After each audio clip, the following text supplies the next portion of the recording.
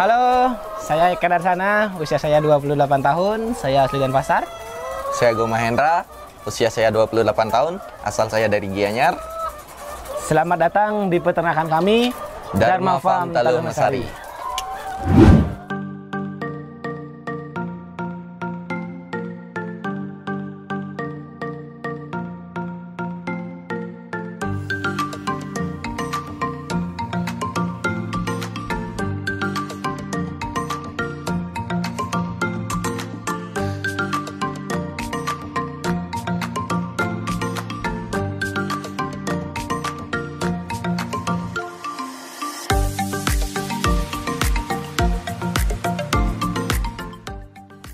Ya, kami berdua ini adalah lulusan S2 Fakultas Ekonomi dan Bisnis Universitas Udayana. Kita juga selaku owner di sini. Hanya saja yang fokus mengelola usaha bisnis ini adalah saya. Ya, jadi yang lebih fokus sebenarnya yang ngelola usaha ternak ayam petelur kami ini sebenarnya Bapak Eka ini. Jadi saya selain ikut joinan sama Eka di peternakan ayam telur ini, sebenarnya saya ada kesibukan lain juga. Saya ada partnership joinan sebuah usaha coffee shop sama teman saya. Jadi mungkin untuk membagi itu saya serahkan tanggung jawab kandang kami ini ke Bapak Eka. Jadi kita intinya adalah saling percaya karena kita berdua adalah partner sejati.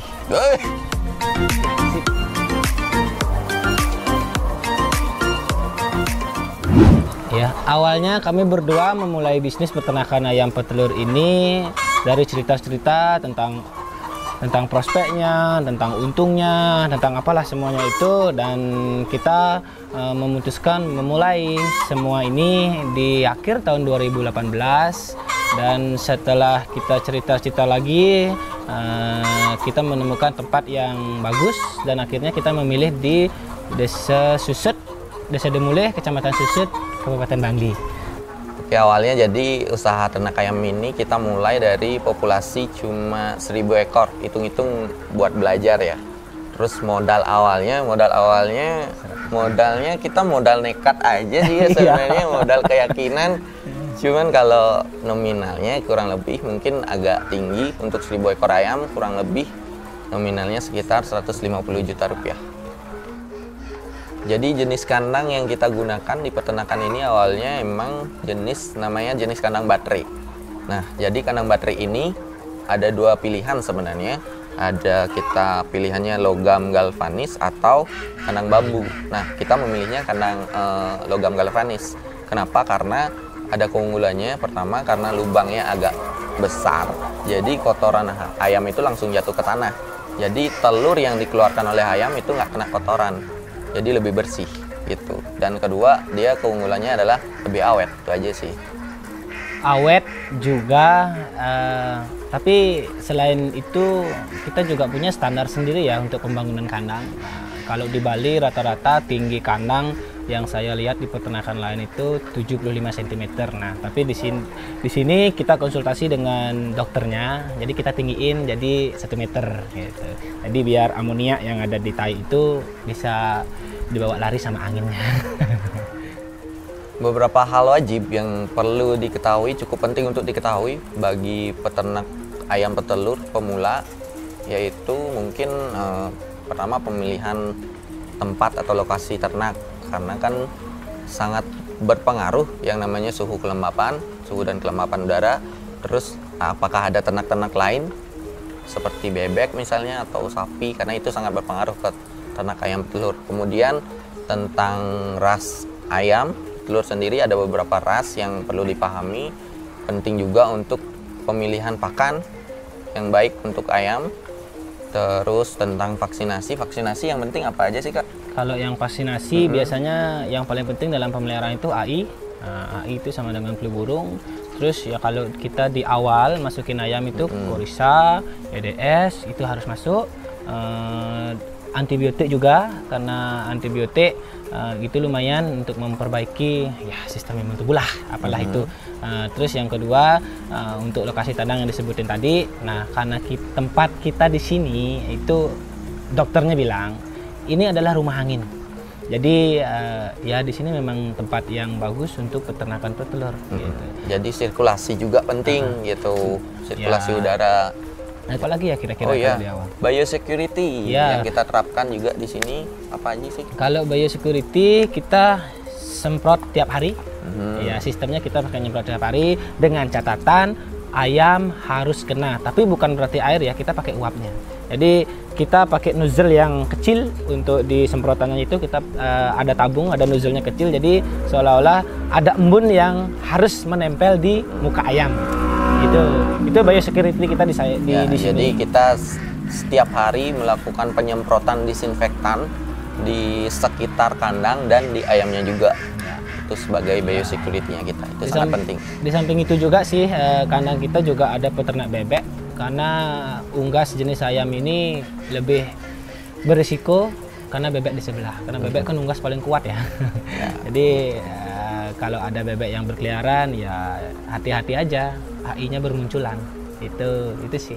Nah, yang memotivasi kami awalnya untuk terjun di dunia usaha ternak ayam petelur ini, jadi pertama cycle-nya kita di bangku kuliah jadi kita cycle-nya di bangku kuliah itu banyak kan teman-teman tuh pengusaha ini itu, maksudnya banyak pengusaha lah pebisnis, jadi kita terpancing juga kayaknya pengen jadi pebisnis nih gitu. Nah kemudian ada salah satu teman kami di bangku kuliah juga yang mengenalkan sama mentor ternak ayam petelur. Nah si mentor ini akhirnya kita ketemu, si mentor ini yang menceritakan tentang potensinya, gimana pengelolaannya. Nah itulah yang memotivasi kami untuk memilih peternakan ayam petelur karena potensi dan peluang yang ditawarkan gitu.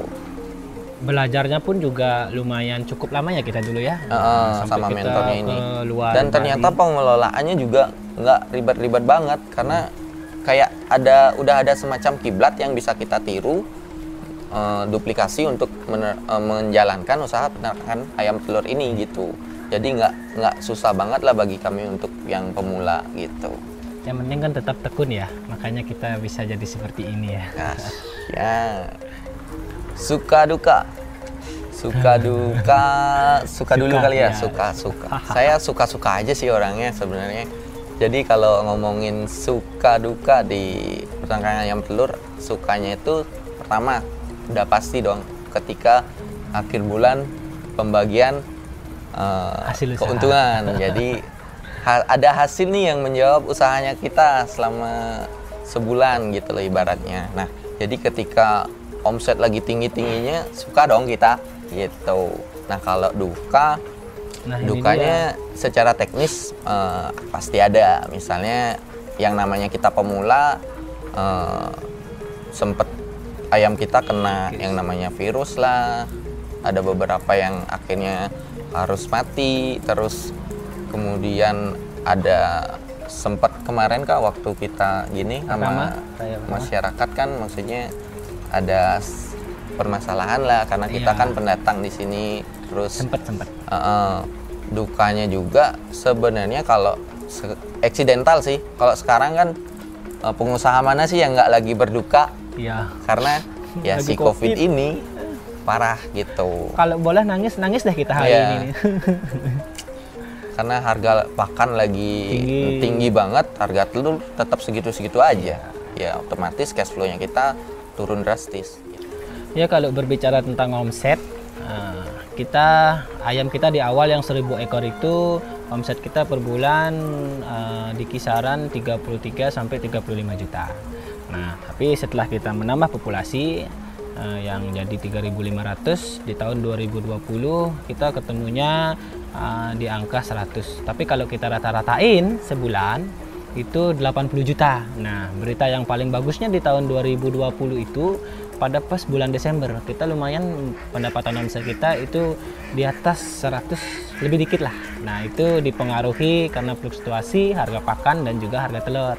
Nah, waktu itu momennya yang lagi bagus-bagusnya, harga pakan ya lumayan di bawah rendah, nah, harga telur juga lumayan tinggi. Nah, itu dia yang membuat omset kita lumayan tinggi waktu itu sih tinggi banget bahkan ya. Nah, terus di tahun 2021 ini dengan populasi yang sudah berkurang, ya seperti yang kita katakan tadi, ada case di kandang, jadi ada beberapa yang mati mungkin karena vaksinasinya dia nggak kuat, populasinya berkurang, jadi omset kita juga berkurang.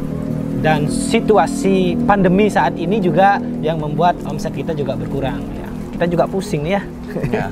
Jadi bagaimana cara nanya ini? Lumayan jauh turunnya. Lumayan ya di jauh tahun sih. 2021 ini. Sekarang juga pakannya tinggi sekali. Fluktuasi Sempat pakannya. juga kemarin pas COVID itu kan kita afkir ayam nih, terus masuk ayam baru, kulit baru. Itu pertama susah banget nyari ayam. Yang kedua harganya tinggi. melambung tinggi banget. Tinggi sekali. Terus sekarang selama kita ngejalani usaha peternak ayam petelur, sekarang adalah harga pakan tertinggi yang kita temui. Dan harga pulet atau bibit juga tertinggi. Dan itu sekarang sangat ngaruh ke omset gitu. Kalau untuk penjualan telur di Dharma Farm kami ini, kita lebih memfokuskan mendistribusikannya ke pasar. Jadi kita langsung bawa ke pasar dengan harga bakul.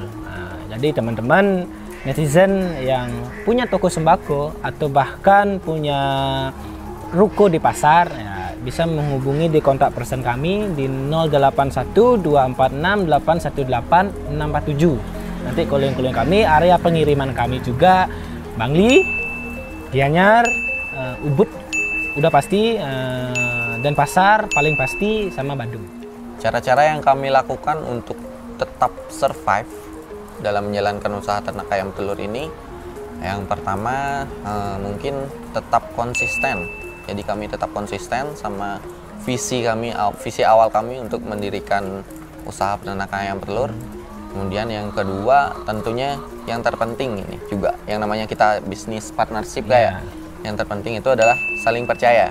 Percayaan. Jadi nggak ada prasangka ini kasih gini sih, gung gini banget sih, bla bla bla gitu. Itu sih kunci suksesnya. Tetap konsisten aja ngejalanin, jangan menyerah lah pokoknya. Apapun yang namanya masalah pasti ada. Yang namanya bisnis naik turun, fluktuasi pasti ada. Tapi ya tetap konsisten dan jangan menyerah gitu aja. Dan juga sih kami berdua juga sering memahami risiko yang kami ambil dari keputusan yang kami buat. Jadi intinya kami tekun, jujur, pasti. Itu dia. Harapan kedepannya kami dalam ternak ayam Dharma Farm ini, yang pertama mungkin penambahan atau ekspansi, penambahan populasi. Semakin besar populasi, harapannya juga semakin besar omset dong gitu.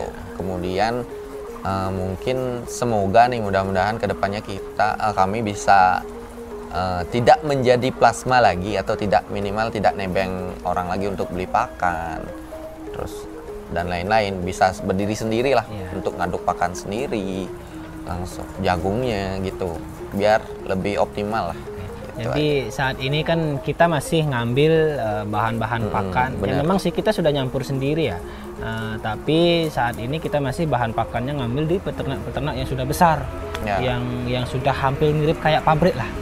Jadi kita ngambil jagung di sana, ngambil sentrat masih nebeng sama temen, nyari dedak juga beli di peternakan besar. Nah harapan ke depan kita juga bisa langsung ngambil di supplier, kayak jagung datang dari timur, dedak datang dari Pulau Jawa sana, sentrat juga langsung dari pabrik.